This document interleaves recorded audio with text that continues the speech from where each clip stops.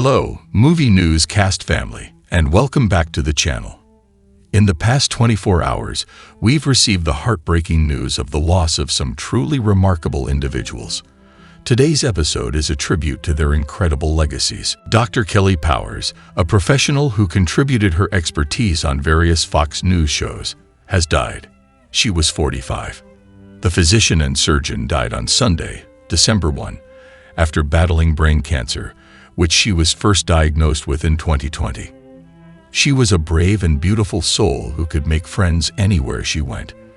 Kelly had a love for people, and she was dedicated to helping others.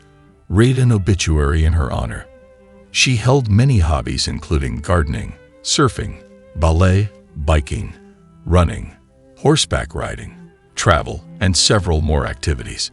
Kelly was an accomplished doctor and surgeon who held several spotlights on TV and magazines. Most important to her was her family. Powers attended the New York College of Podiatric Medicine and completed her residency at Georgetown and the Boston University School of Medicine. The physician made TV appearances on Fox News shows like Red Eye and Fox and Friends, and Fox Business shows like The Willis Report. Republican pundit Meghan McCain took to social media to send her thoughts to the Powers family following their loss. McCain's father, the late Senator John McCain, was diagnosed with glioblastoma, which he died from in 2018.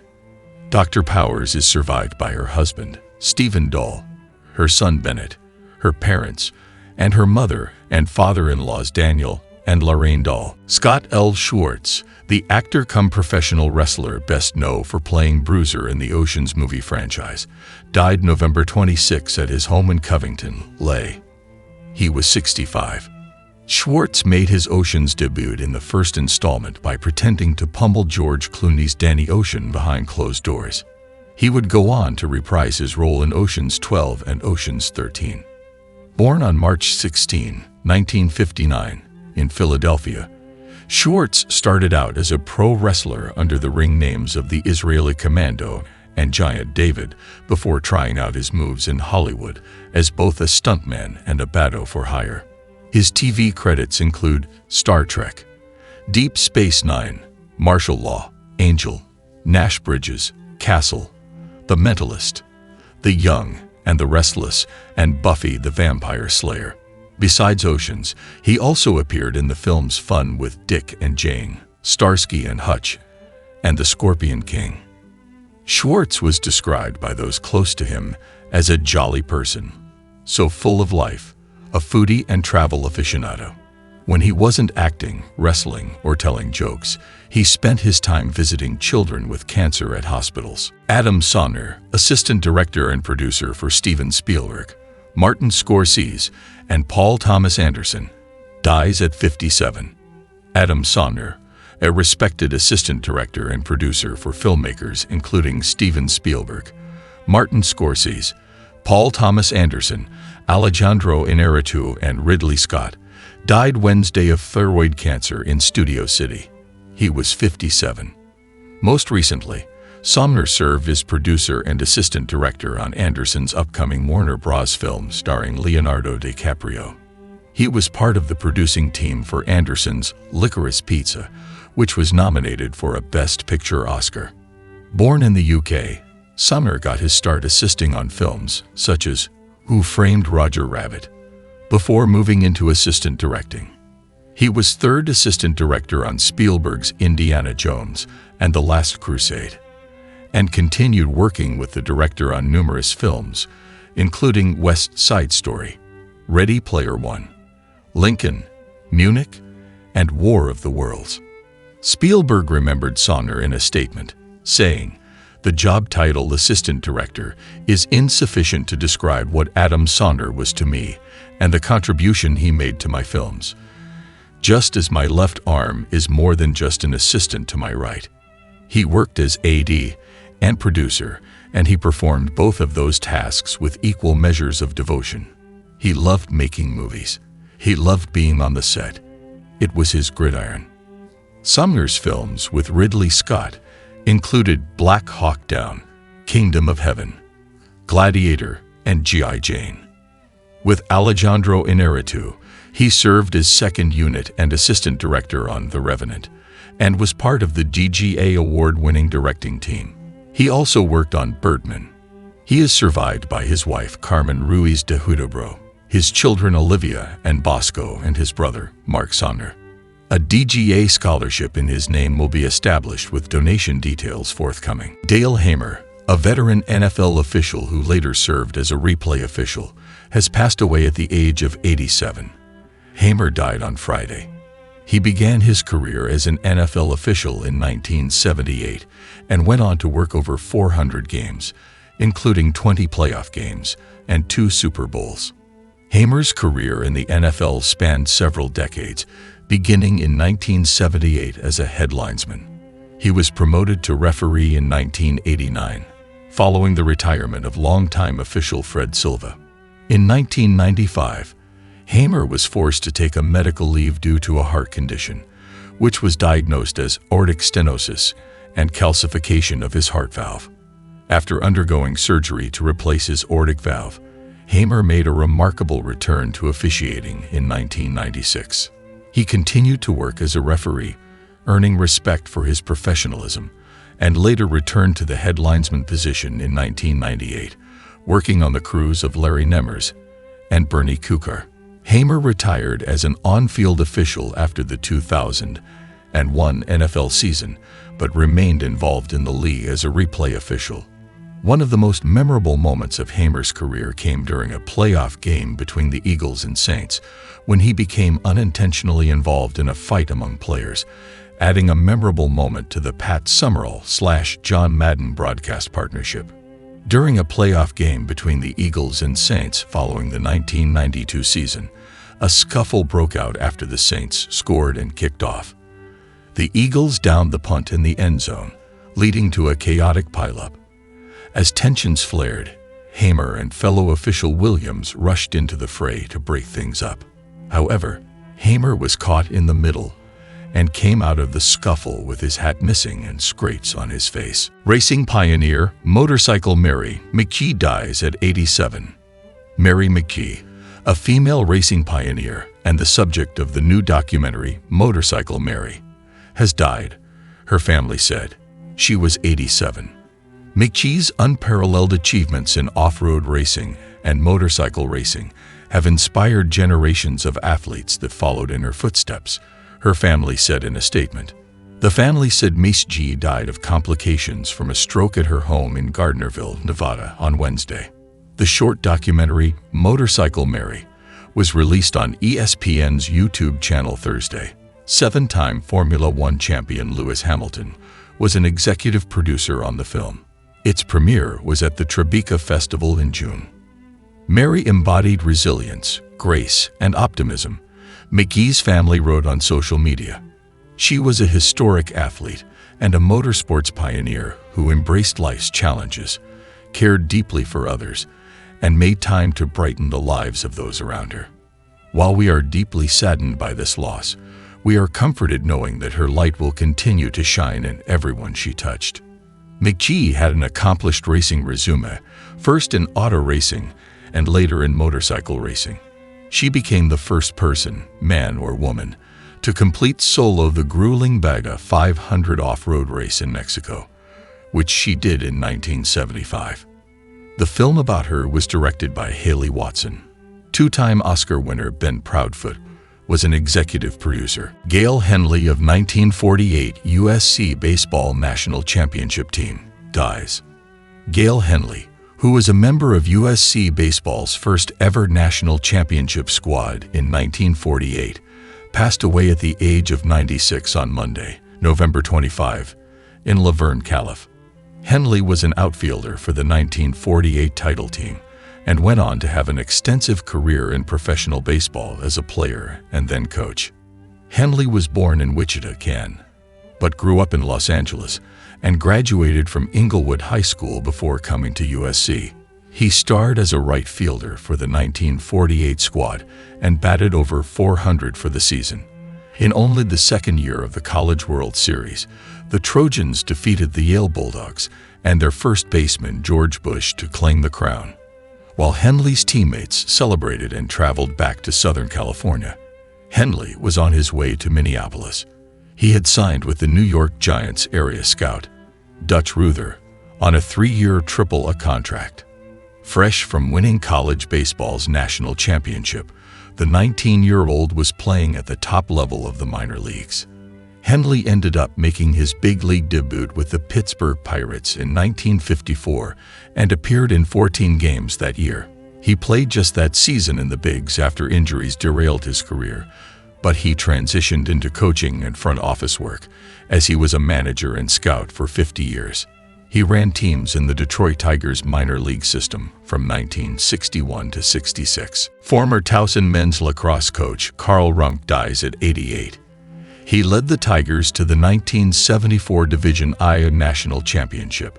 Shortly after completing a 31-year tenure as the coach of the Towson men's lacrosse program, Carl Anthony Runk was celebrated widely for his accomplishments.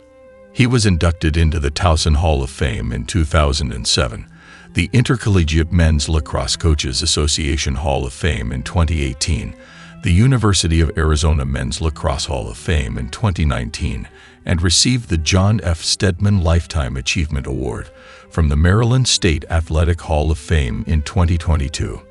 But according to his son, Keith Runk, Mr. Runk downplayed the accolades. He would say, "I haven't cracked an egg in my life, and they're recognizing me with this." His son said, "He never did anything for the recognition. He did it for the love of it."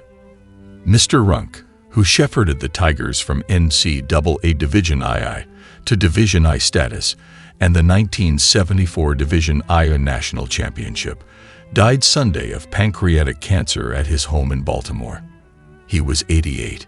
From 1968 to 1998, Mr. Runk compiled a 262 to 161 record that included that national title against Hobart, 7 consecutive college division tournament berths from 1973 to 1979, an appearance in the 1991 Division I tournament final against North Carolina, 5 East Coast Conference championships, and 24 seasons with winning records. Fred R. Harris, Oklahoma senator who ran for president, dies at 94. After 8 years in the Senate as a moderate Democrat, he took a leftward turn toward new populism in a failed shot at the presidency in 1976. Fred R. Harris, a maverick Oklahoma Democrat who served 8 years in the Senate and who lost a race for his party's 1976 presidential nomination in a populist campaign that challenged politics as usual and proposed radical changes for America, died on Saturday in Albuquerque. He was 94. His death, in a hospital, was confirmed by his wife, Margaret Elliston. He lived in New Mexico. Mr. Harris was re-elected in 1966 to a full 6-year term.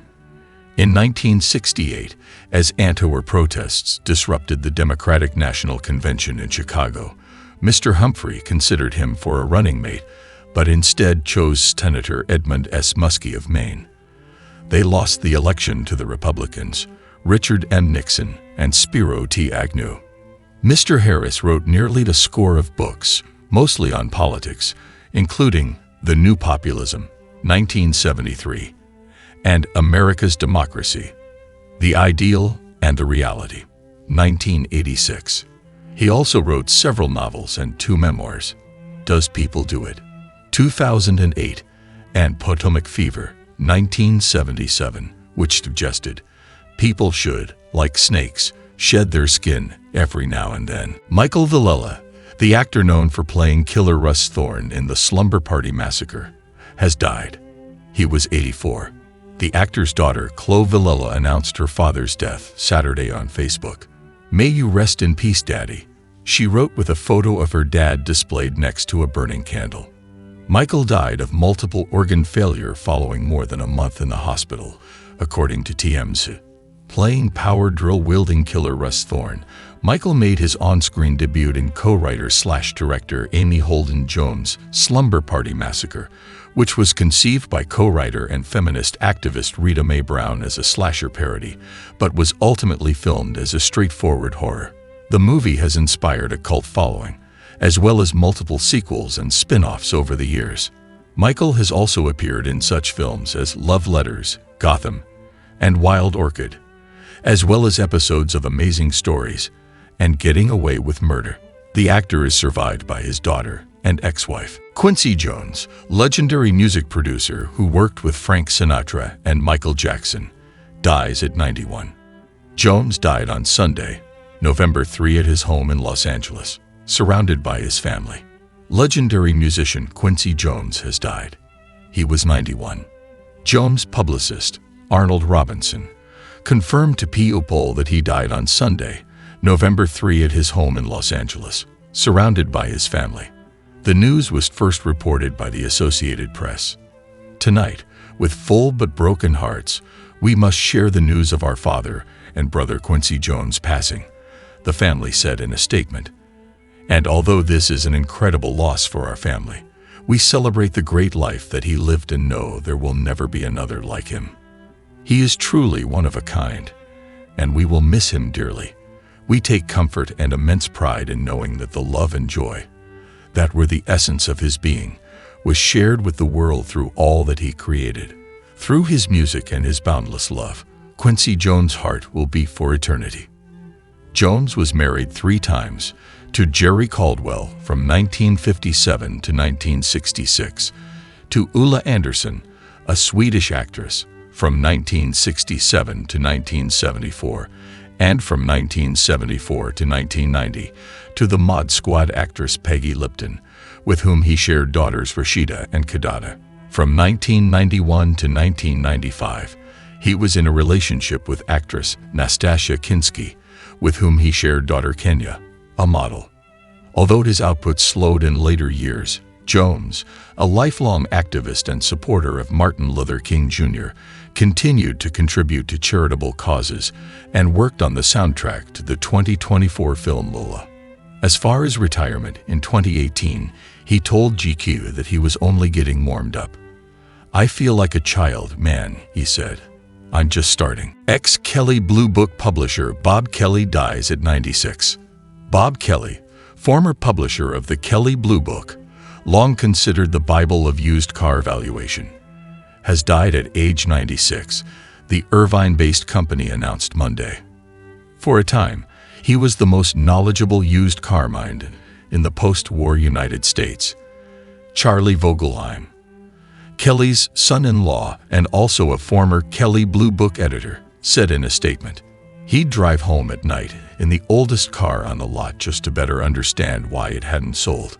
According to the Orange County Register, Kelley died May 28 at his home in Indian Wells in Riverside County. Bob Kelley was a true pioneer in the automotive industry.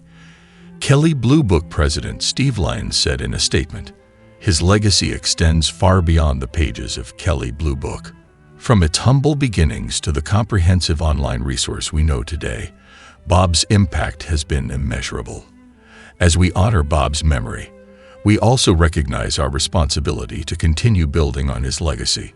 Bob's passion for informed decision-making will always guide us as we navigate the ever-evolving automotive landscape. Kelley is survived by Wanda, his wife of over 50 years, his sister, and his 5 children, 12 grandchildren, and 10 great-grandchildren. Tarzan star Ron Ely dies aged 86. U.S. actor Ron Ely, best known for playing the role of Tarzan in the 1960s television show of the same name, has died aged 86. The world has lost one of the greatest men it has ever known. And I have lost my dad. The actor's daughter, Kirsten Casale Ely, said in an Instagram post. Tarzan originally aired on NBC television network from 1966 to 1968, during which time the actor broke a number of bones and was reported to have been attacked by animals while performing his own stunts. After retiring from acting in 2001, Ely became an author and published 2 mystery novels.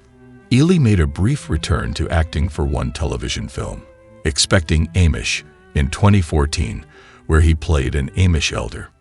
In the 1980s, he appeared in other hit television programs, including cruise ship-based comedy The Love Boat as well as Wonder Woman with star Linda Carter.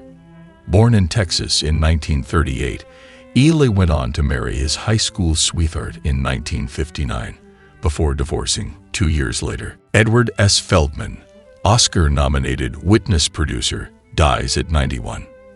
Film producer Edward S. Feldman, who received an Academy Award Best Picture nomination for Witness, died on October 2 in Los Angeles, according to his publicist. He was 91. He was also nominated for BAFTA Awards for Witness and The Truman Show. In 1977, he received an Emmy nomination in the limited series category for 21 Hours at Munich and was nominated the following year in the same category for King. Once Seven Arts acquired Warner Bros., Feldman relocated to Hollywood in 1967, where he became an executive at Warner Bros. He left Warner Bros. To join Filmways, which launched his producing career. Feldman's first credit as a film producer was the 1971 melodrama, What's the Matter with Helen?, starring Reynolds and Shelley Winters. Feldman's television credits included Charles and Diana, a royal love story. Feldman was married to his wife Lorraine for 63 years, who predeceased him. He's survived by his 3 children, Sherry, Mark, and Richard Feldman, and 4 grandchildren, Jenna, Kyla, Justin, and Lauren. Services are private, and the family suggests donations to City of Hope, USC Norris Comprehensive Cancer Center, and UCLA Johnson Comprehensive Cancer Center. 2 iconic comedy families are set to unite as Eddie Murphy's son and Martin Lawrence's daughter share their latest milestone in a heartwarming social media reveal. Jasmine Lawrence and Eric Murphy, 35, have taken the next step in their love story. They're officially engaged. The couple marked the occasion on November 27, 2024, with a proposal that was nothing short of enchanting. In a heartfelt Instagram post, Jasmine shared the news with her followers. 11.27/2024, we're engaged. God truly blessed us with a love that feels like destiny, she began. In the video, the evening unfolds with a dreamy setup of flickering candles, white rose petals lining the aisle, and a glowing orange heart centerpiece. The warm, romantic atmosphere provided the perfect backdrop for the unforgettable proposal. The 28-year-old Bad Boys for Life actress and Eric step into the romantic venue. Illuminated by the soft glow of candlelight and accompanied by live guitar music, Jasmine beams with excitement, visibly moved by the enchanting atmosphere. Shortly before Eric's surprise proposal, the couple walks hand in hand down an aisle of white rose petals, making their way toward a glowing orange heart centerpiece. Eric got down on one knee, holding a ring box as Jasmine looked on with joy and surprise. This moment captured the love and connection between the two. After Jasmine said yes, the couple shared a tender kiss in front of the glowing backdrop. The moment encapsulated the pure joy of their commitment, surrounded by flickering candles. A close-up of Jasmine's engagement ring revealed its elegant design. With her hand resting on Eric's chest, this intimate detail showcased the significance of the evening. Beaming with joy, Jasmine showed off her engagement ring to the camera. Her radiant smile perfectly captured her excitement, while Eric stood beside her, equally elated. Host Jimmy Kimmel joked about Martin's daughter dating the Coming to America star's son, playfully asking if there was a secret hope for a comedy super baby between them. He followed up with, "Did you talk to Eddie about this?" With the blessings of their families and a shared bond that stretches beyond their famous fathers, Martin Lawrence and Eddie Murphy, Jasmine and Eric's engagement marks the start of a new chapter, leaving many eager to see what's next for the couple.